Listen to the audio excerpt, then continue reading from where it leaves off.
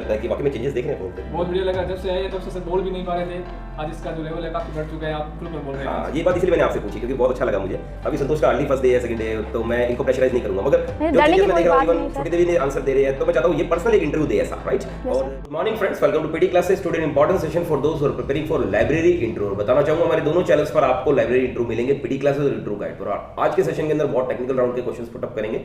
सबसे पहले हम चंदा को वेलकम करेंगे। चंदा कुमारी, आपको वेलकम करते हैं। आप कटिहार से हैं? Yes sir. ओके, और आपके साथ कंपनी में इंटरव्यू एक और मेंबर दे रहे हैं, हमारी छोटी देवी, और आप मैडम हरियाणा से हैं? यस। ओके, हमारे कैंडिडेट्स में यहाँ पर राजस्थान से कैंडिडेट है हमारे पास, that is different places, Jaisalmer, Dausa, and from Haryana also there is a candidate. Okay, तो मैडम भी आपसे क्वेश्चंस पूछेंगे। ओके, तो चलिए, मैं प्रीति मलिक, आप भी क्वेश्चंस पूछेंगे? ओके, तो चलिए सबसे पहले तो मैं चंदा को चांस देता हूँ। चंदा, मुझे सबसे पहले तो लाइब्रेरी क्लासिफिकेशंस के बारे में बताइए, क्योंकि आज मैं आपसे जो भी क्वेश्चंस पूछूंगा काफी कॉम्प्लिकेटेड है और कोशिश करूंगा नए टेक्निकल राउंड के क्वेश्चंस पूछूंगा। Okay sir. चलिए सर, लाइब्रेरी क्लासिफिकेशन के बारे में सबसे पहले मेलविल डीवे ने इंट्रोड्यूस किया था सर लाइब्रेरी क्लासिफिकेशन को। इन्होंने डीडीसी का निर्माण किया था, जिसे डेसिमल डीवे क्लासिफिकेशन कहते हैं। इसके बाद इनके कुछ सहायक थे जिन्होंने इसे संशोधित करके यूडीसी का निर्माण किया सर। इसका full form universal decimal classification होता है। इसके बाद सर हमारे भारत में डॉक्टर एस.आर. रंगनाथन के द्वारा क्लासिफिकेशन में महत्वपूर्ण योगदान रहा है। इन्होंने कोलोन क्लासिफिकेशन दिया है सर, और इसमें मिश्रित अंकन का प्रयोग किया गया है, जिसमें इंडो अरेबिक 1 to 0 का प्रयोग किया गया है। इसके साथ अल्फ़ाबेटिकल A to Z का भी प्रयोग किया गया है सर। इस कोलोन क्लासिफिकेशन का अभी तक 7th एडिशन आ चुका है सर, और इसका पहला प्रकाशन 1933 में आया था। ओके, चलिए लाइब्रेरी डेवलपमेंट के बारे में बताइए, इंडिया में कुछ इसके बारे में।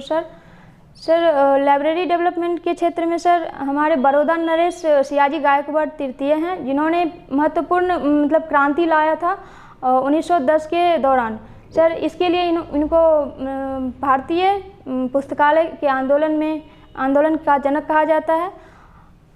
ओके, ISBD से आप क्या समझते हैं? सर ये इंटरनेशनल स्टैंडर्ड बिब्लियोग्राफिक डॉक्यूमेंटेशन होता है सर। यह एक अंतर्राष्ट्रीय मापक होता है। इसे इफ्ला के द्वारा तैयार किया गया था कोपेनहेगन में 1969 में सर्वप्रथम इसे इंट्रोड्यूस किया गया था, और इसका प्रथम प्रकाशन जो हुआ था 1971 में हुआ था। और इसका प्रयोग जो होता है कैटलॉग जो तैयार करते हैं उसमें सुविधा प्रदान किया जाता है इसके द्वारा। OPAC, इससे आप क्या समझते हैं? सर इसका जैसे कि इसका नाम से ही प्रतीत होता है कि ये पब्लिक के लिए एक्सेस करने का एक सर्च इंजन है सर। इसके द्वारा इसमें किसी भी सहायक कर्मी का कोई भी रोल नहीं है। राइट। और ऑनलाइन पब्लिक एक्सेस कैटलॉग होता है। इसमें ऑनलाइन लाइब्रेरी का सारा सूची दिया हुआ रहता है। वंडरफुल। प्रीति, मैं चाहूँगा मैडम से भी आप क्वेश्चन पुट अप करें, छोटी देवी से। हाँ जी, 5 लॉज के बारे में बताइए आप। Ma'am, books for use, every reader books its his her books. Okay. Every books its reader, save the time of reader,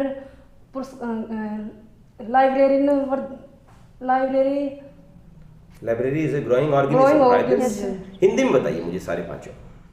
पुस्तक के उपयोग के लिए हैं, प्रत्येक पाठक को पुस्तकें मिले, प्रत्येक बुक्स को पाठक मिले, पाठक का समय बचाया जाए, लेकिन पुस्तकालय एक वर्धनशील संस्था है। Very good. चलिए नेक्स्ट क्वेश्चन में चांस दे रहा हूँ हमारे कैंडिडेट को। रंगनाथन जी को पद्मश्री अवार्ड कब दिया गया था? जी सर, उनको 1957 ईस्वी में पद्मश्री अवार्ड में दिया गया था।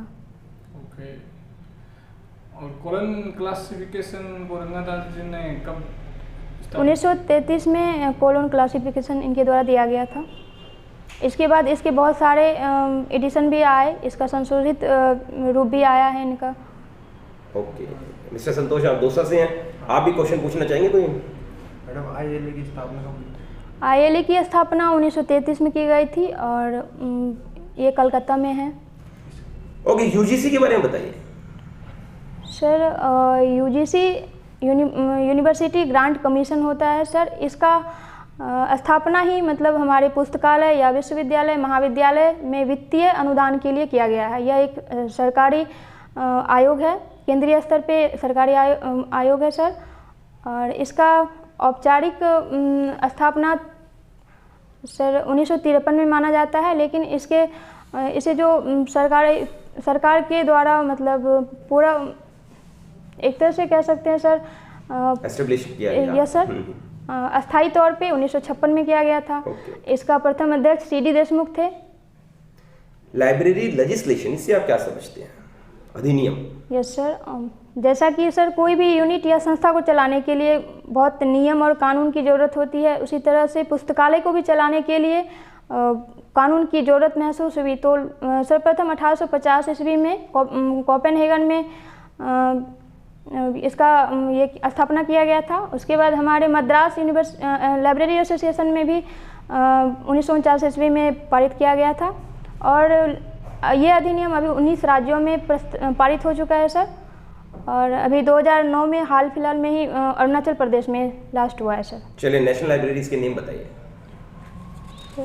उसका नाम सर नेशनल सर हमारे देश में राष्ट्रीय लाइब्रेरी कलकत्ता में स्थित है सर, और इसकी स्थापना 1948 में की गई थी। और national science library sir new Delhi में सर है। और नेशनल लाइब्रेरी ऑफ हैंडीक्राफ्ट्स जो देहरादून में स्थापना की गई है। राइट। Yes sir. और कल्चरल रेफरेंस लाइब्रेरी भी है। यस सर, ये भी कलकत्ता में? Yes sir. ओके, चलिए, आपने अपनी तरफ से बेस्ट बता रहे हो। IFLA, इससे आप क्या समझते हैं? Sir international federation of library association होता है सर, और इसकी स्थापना 30 सितंबर 1972 को यस सर 1927 में किया गया था। Yes sir. और इसका सर मुख्यालय नीदरलैंड के द हेग में है सर। वहाँ पे एक राष्ट्रीय लाइब्रेरी है नीदरलैंड में, वहीं पे इसका मुख्यालय स्थापित की गई है। Okay okay. RRLF, क्या ये वर्ड सुना आपने? Yes sir. सर RRLF है सर। यह इसकी स्थापना हमारे राजा राम मोहन राय जी के 200वें जन्मदिन पे 1972 में किया गया है। और इसका जो मुख्य काम होता है, जितने भी राष्ट्रीय लाइब्रेरी हैं हमारे देश में और अंतर्राष्ट्रीय जितने भी लाइब्रेरी हैं उसको सहायता प्रदान करना है, चाहे वो आर्थिक हो या फिर पुस्तक प्रलेखन, ये सब में सर हेल्प मिलती है। अब भारत का सबसे बड़ा पुस्तकालय कौन सा है? सर इंटरनेशनल लाइब्रेरी ILA ये सर कोलकाता में है सर। और कब एस्टेब्लिश हुआ था? सर 1933 में। 1948 में सर? Yes sir. और पुस्तकालय दिवस कब मनाया जाता है? सर ये 12 अगस्त को मनाया जाता है। क्यों मनाया जाता है? क्योंकि इस दिन हमारे SR रंगनाथन जी का जन्म दिवस है सर। Very good. यूनेस्को के बारे में बताइए। सर यूनेस्को सर हमारे यूनाइटेड किंगडम का एक सर विशेष संस्था है।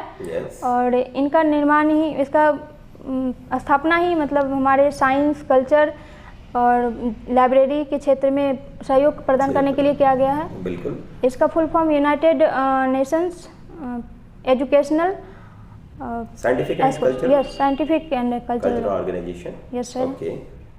और कब हुआ था इसकी एस्टेब्लिशमेंट? 16 नवंबर 1945 को इसकी स्थापना हुई थी सर। इसकी मुख्यालय फ्रांस के पेरिस में स्थित है इसका सर। वेरी गुड, बहुत बढ़िया। चलिए, कुछ और बताना चाहते हैं यूनेस्को के बारे में? यस सर, यूनेस्को ने IFLA से मिलकर एक 1949 में सर यूनेस्को जनरल नामक पत्रिका और नेशनल लाइब्रेरी ऑफ मैनिफेस्टो प्रकाशित किया था सर। ओके। FID, इससे आप क्या समझते हैं? International federation of information documentation होता है सर। और इसकी स्थापना सर 12 सितंबर 1927 में की गई थी। Okay, enough. आप अच्छा बता रहे हैं। अब आप हमें ये बताइए कि ये जो लाइब्रेरी वर्ड है ये कैसे उत्पन्न आया, कैसे था? यस सर, इसका लाइब्रेरी वर्ड का सर सर्वप्रथम प्रयोग ऑक्सफोर्ड डिक्शनरी के द्वारा किया गया था। और सर ये लैटिन भाषा एक लाइबर होती है। राइट। और जिसका अर्थ होता है पुस्तक का घर। ओके। और इसके साथ ही सर एक फ्रेंच भाषा आता है लिब्रा, उसका भी अर्थ होता है पुस्तक का घर। सर इसी लिबर एंड लिब्रा वर्ड से ही लाइब्रेरी वर्ड का निर्माण हुआ है सर। जैसे ऐसे तो पुस्तक कहीं भी हम ढूंढ सकते हैं और बुक स्टोर में भी मिलता है सर, लेकिन एक पुस्तक को सिस्टमेटिक ढंग से लाइब्रेरी में रखा जाता है। वहाँ पे हमारे सांस्कृतिक, जो यह ऐतिहासिक जितने भी प्रलेख हैं, पुस्तक हैं, अभी तो अब ऑडियो वीडियो जितने भी आते हैं सारे फॉर्म लाइब्रेरी में होते हैं और ये मुफ्त सेवा प्रदान करने के उद्देश्य से रखे जाते हैं। ओके, केवीएस का मोटो लोगो वगैरह कुछ बताइए हमें। केवीएस का मोटो सतत पुषाण अपावेणु होता है सर। ओके, हाँ जी, आप हेल्प कर सकते हैं इनकी। जैसे राइजिंग सन। हाँ, राइजिंग सन। ओके, और केवीएस के ऑब्जेक्टिव्स वगैरह कुछ क्या है, क्या कहते हैं? हाँ जी। केवीएस माध्यमिक स्तर पर समान पाठ्यक्रम लागू करता है Right. और उन्हें उन्नतिशील बनाता है, प्रतिरक्षा कर्मचारियों को के बच्चों को सुविधाएं उपलब्ध करवाता है, बिल्कुल। राष्ट्रीय एकता बनाता है और नवीन विचारों को प्रोत्साहित करता है सर। ओके, आप लाइब्रेरियन केवीएस में क्यों बनना चाहते हैं, क्या रीज़न?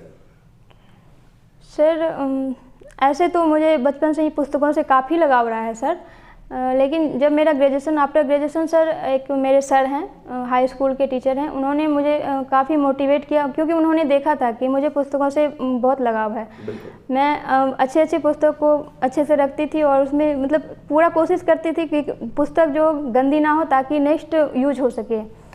और उसके बाद उन्होंने ब्लिस करने के लिए मुझे प्रोत्साहित किया। उसके बाद मैंने मास्टर डिग्री भी इनमें किया है। इसके बाद सर मुझे कुछ एक्सपीरियंस मतलब वर्क करने का भी मौका मिला है। वहाँ पे एक प्रोफेसर थे सर, उन्होंने मुझे काफ़ी मोटिवेट किया कि आप अपना कैरियर लाइब्रेरी में बनाओगे तो अच्छा रहेगा।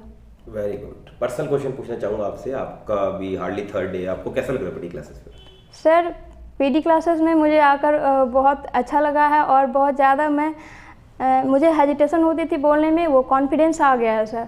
और यहाँ के जितने भी मेंबर हैं सभी बहुत कोऑपरेटिव हैं।